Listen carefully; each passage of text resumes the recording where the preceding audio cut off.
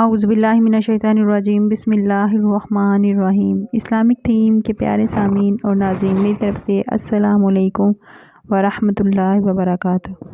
جس نے اس چینل کو سبسکرائب نہیں کیا تو پلیز اس کو لائک، شیئر اور سبسکرائب کریں تاکہ ہر نئی آنے والی ویڈیو کا نوٹیفیکیشن بآسانی آپ تک پہنچ جائے۔ آج جو ہمارا موضوع ہے کہ اخلاقی کہانی ہے اور اس میں اللہ تعالیٰ کے شکر ادا کرنے کے بارے میں تائید کی گئی ہے، جو میں آج آپ کو بتاؤں گی۔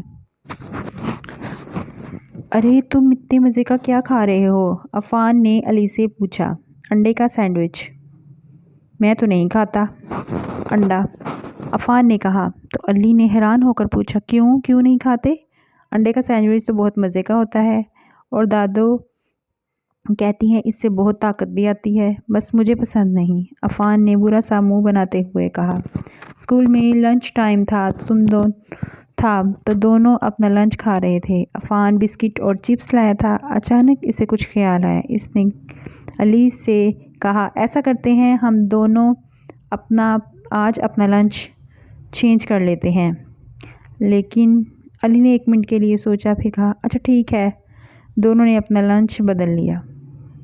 عفان نے انڈے کا سینڈوچ ہاتھ میں لے کر پہلے تھوڑا سا چکھا تو اس کو بہت مزہ آنے لگا۔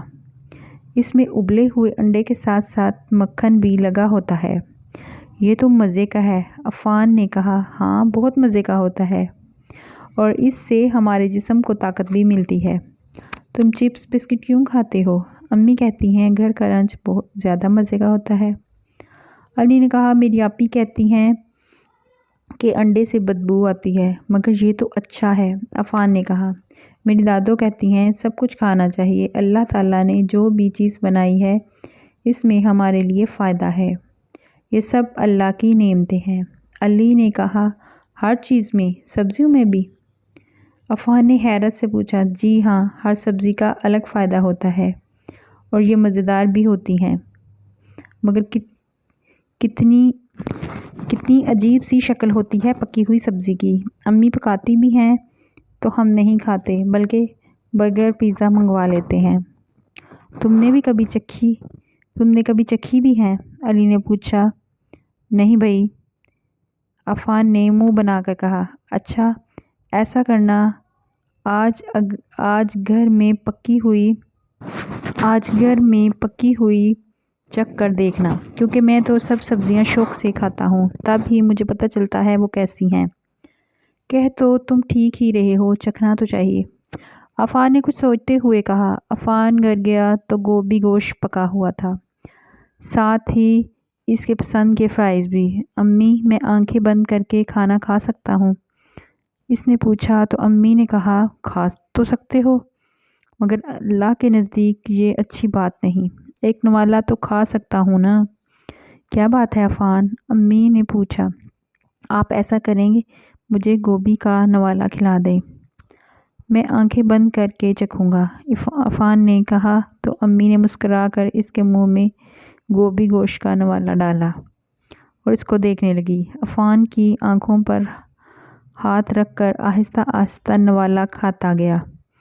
ایک نوالا اور مانگا، اب اس نے آنکھیں کھول لی تھیں۔ اچھی ہے گوبھی تو، اس نے کہا۔